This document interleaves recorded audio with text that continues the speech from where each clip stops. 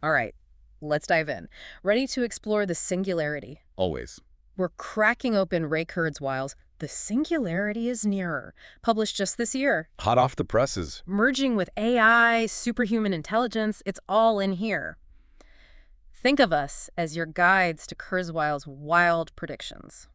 What really jumps out from this book is how Kurzweil bases everything on this idea of exponential growth, especially with computers. The law of accelerating returns, right? Yeah, exactly. It's not that things are changing fast, it's that the pace is getting faster all the time. He uses some interesting comparisons to explain it, doesn't he? Oh, definitely. Like the printing press. Yeah. All of a sudden, knowledge was everywhere, which led to more inventions. Kind of like today, we use computers to design even faster computer chips. Exactly. It builds on itself, constantly pushing the limits. Okay, but how fast are we actually talking?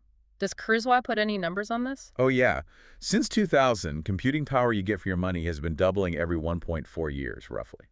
So, like, my smartphone. Think about it. Your $50 smartphone today has the same power as a computer that would cost billions in the 1960s. Wow, that is crazy when you think about it. Like, try explaining that to someone back then.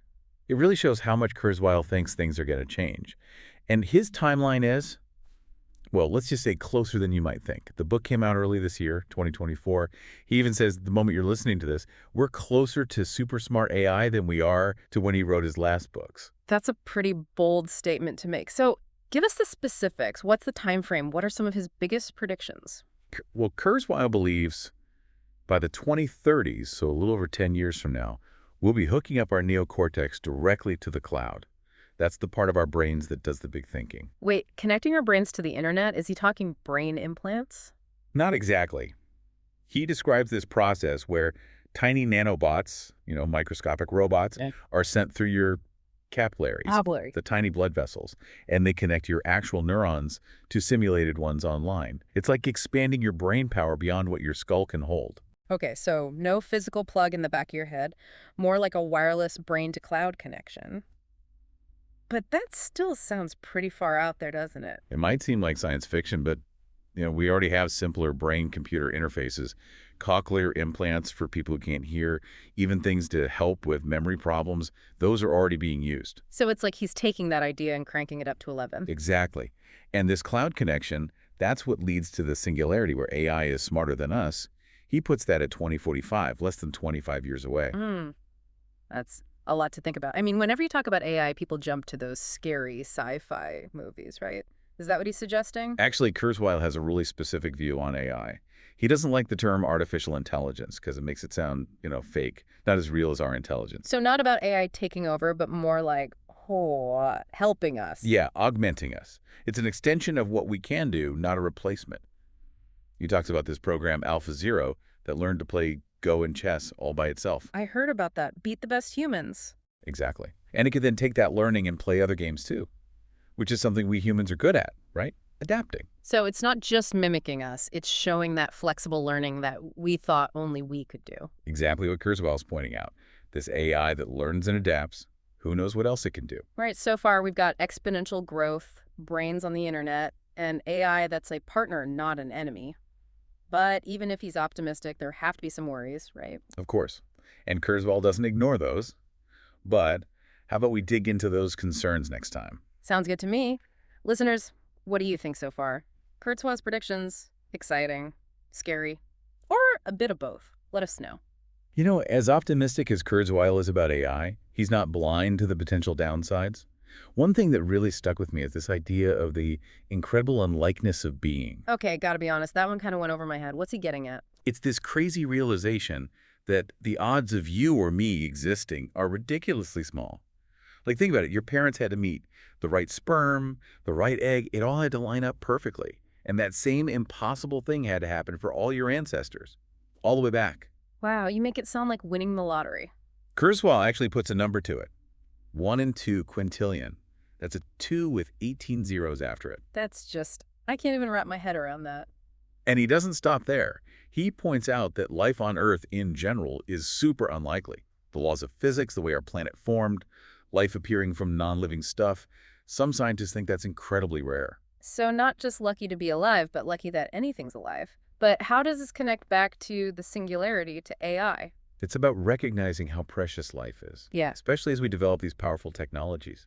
Makes us even more responsible for protecting life, making sure it continues. I'm seeing the connection now. It's like with great power comes great responsibility. But what does that look like in practice? Well, one idea that really struck me is preserving who we are, our memories, even as our bodies, get older. Is he talking about digital immortality, like uploading our minds?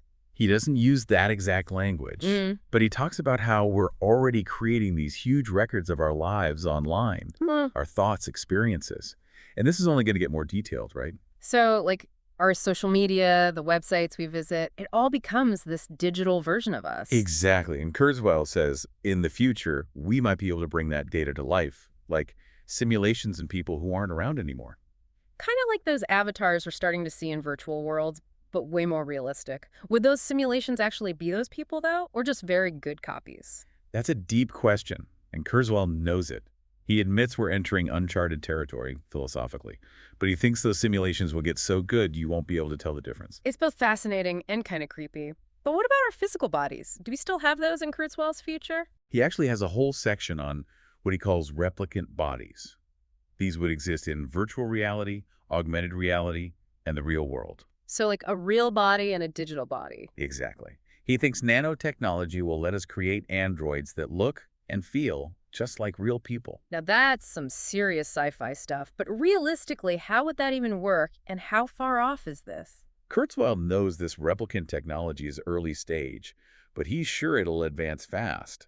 He points to the progress we're seeing in robotics, materials, and especially nanotech. He really loves those nanobots, doesn't he? They seem to be his solution for everything. Well, he sees nanobots as key to the next step in human evolution. Remember those 3 bridges to living longer that we talked about?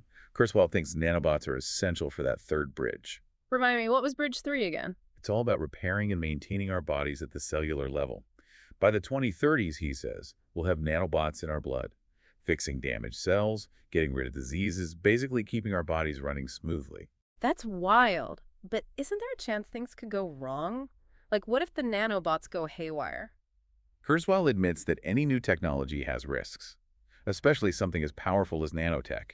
He thinks those nanobots would be controlled by super smart AI to make sure they're safe and do what they're supposed to. Lots of testing, safety measures to minimize the dangers. Makes sense. You wouldn't want tiny robots going rogue inside you. But what about uses outside of healthcare? Like, we talked about cleaning up the environment.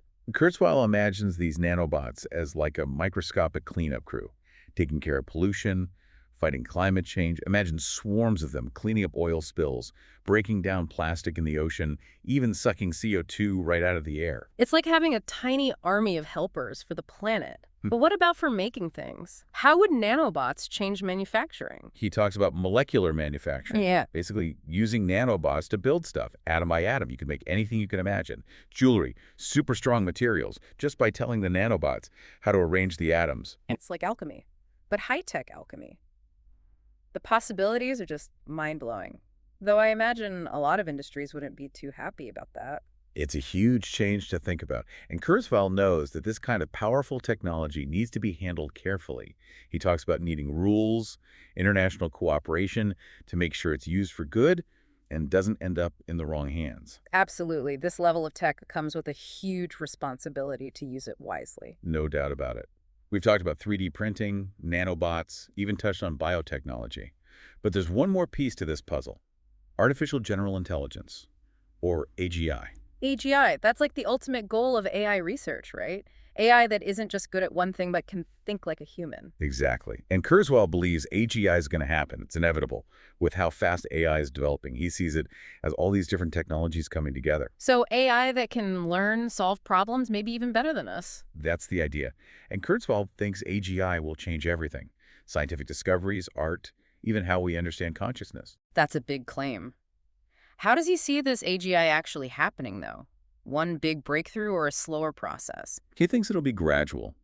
Look at how fast things like language processing, image recognition, machine learning are improving. As these systems get better and start working together, they'll eventually become as smart as us. So not one aha moment, but a steady climb towards a new kind of intelligence. What happens to us when we get there, though? Do we become obsolete? He doesn't think so. He actually thinks AGI will make us smarter, not replace us. He imagines humans and AI working together, using each other's strength to solve big problems. So a partnership, not a takeover, which fits with his whole idea of AI as an extension of our own abilities. Exactly. For Kurzweil, the singularity is a chance for humans to break through our limitations, to become more intelligent, more creative, to really understand what it means to be human. That's a pretty profound thought to leave us with. This deep dive into Kurzweil's The Singularity is Nearer has been quite the ride. We've covered a lot of ground here. It has been fascinating. I hope our listeners are feeling a little more curious, maybe even a little skeptical. Me too. It's more important than ever to really think about the possibilities and the dangers of all this new technology. Kurzweil's book is a great place to start those conversations. Couldn't agree more. The future isn't something that just happens. We shape it with the choices we make today. Well said. Thanks for joining us on this deep dive. We'll be back next time to explore more big ideas and mind-blowing technology. Welcome back.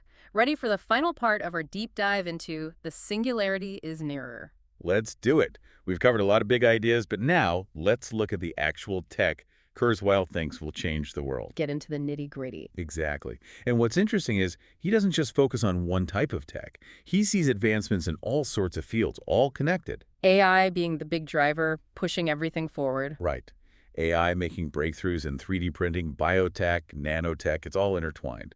Let's start with 3D printing, something I think most people have heard of. Yeah, most people probably think of those little plastic gadgets you can print at home. That's just the beginning. It's already being used for way more. Prototypes, medical implants, even whole buildings. And Kurzweil sees it going even further. How much further can it go? Think about printing with all kinds of materials, metals, ceramics, even living tissue. Wait, hold on. 3D printed organs? That sounds like something out of a movie. It's closer than you might think. And as the tech gets better, Kurzweil says the cost will actually go down. So more people could actually have access to it. Exactly. Imagine, organ transplants wouldn't be limited by donors anymore. You need a new organ, you just print one. That would be a huge change for medicine. But what about everyday stuff? Will we be 3D printing our clothes and furniture? Kurzweil thinks so. He sees a world where you can print almost anything you need, right at home. Clothes, furniture, even food. So you could have a 3D printer that whips up a gourmet meal just like that. That's the idea. Complete customization. Makes you wonder if we even need factories anymore. It's a whole different way of thinking about manufacturing. And then there's nanotech. We touched on it before, but there's so much more to it. Those nanobots are like his magic bullet for everything, from living longer to fixing the environment. He sees them as crucial for that next stage of human evolution. Remember those 3 bridges to radical life extension. Nanobots are a big part of Bridge 3. Refresh my memory. What was Bridge 3 again? Bridge 3 is all about repairing your body at the cellular level. Kurzweil thinks by the 2030s, we'll have nanobots flowing through our blood, fixing damaged cells, fighting off diseases, keeping our bodies in tip-top shape. That's a crazy thought. But what if something goes wrong? Those nanobots start malfunctioning. Well, Kurzweil knows there are risks with any new tech, especially something as powerful as nanotech. He thinks these nanobots would be controlled by really advanced AI, making sure they're doing their job safely. Lots of testing, backups to minimize those risks. Yeah, you wouldn't want those tiny things going haywire inside you. Yeah. But what about other uses for nanobots? We talked about them cleaning up pollution. Right. Kurzweil imagines them as this army of microscopic cleaners, cleaning up oil spills, breaking down plastic in the ocean. Even pulling carbon dioxide out of the air. Exactly. Like a tiny repair crew for the whole planet. It's amazing to think about. But what about manufacturing? How would nanobots change how we make stuff? He talks about something called molecular manufacturing, using nanobots to build things. Literally atom by atom, you could create anything. Diamonds, super strong materials, whatever you want, just by programming the nanobots to assemble the atoms in the right way. That's incredible. But, kind of scary, too. Imagine the disruption to, well, pretty much every industry. It's a huge shift to think about. And Kurzweil knows that such powerful tech requires ethical thinking. He believes in strong rules, global cooperation, to make sure it's used responsibly and not for harmful purposes. It's a balancing act, pushing the limits of what's possible, but doing it carefully. Absolutely. We've talked about 3D printing, nanobots, even biotechnology. But there's one more thing we need to cover. Artificial General Intelligence, or AGI. AGI, that's the big one, right? AI that's not just good at one task, but can actually think like a human. That's it. And Kurzweil believes AGI is going to happen. It's not a question of if, but when. Given how fast AI is developing, he sees it as the natural outcome of all these converging technologies. So we're talking AI that can learn, solve problems, maybe even think better than us. That's the idea. And Kurzweil thinks AGI will change everything. Science, art, even how we understand our own minds. It's a big vision. But how does this AGI actually come about? Is it one big breakthrough? Kurzweil thinks it'll be a gradual process. He points to the progress we're seeing in things like language processing, image recognition, machine learning. As these systems get better and more connected, they'll eventually become as smart as we are. So a steady climb towards this new kind of intelligence. What happens to us when that happens, though? Do we become irrelevant? He doesn't think so. He actually thinks AGI will make us smarter. He imagines humans and AI working together, each using their strengths to solve the world's biggest problems. A partnership, not a competition. Which goes back to his whole idea that AI is an extension of ourselves, not something separate. Exactly.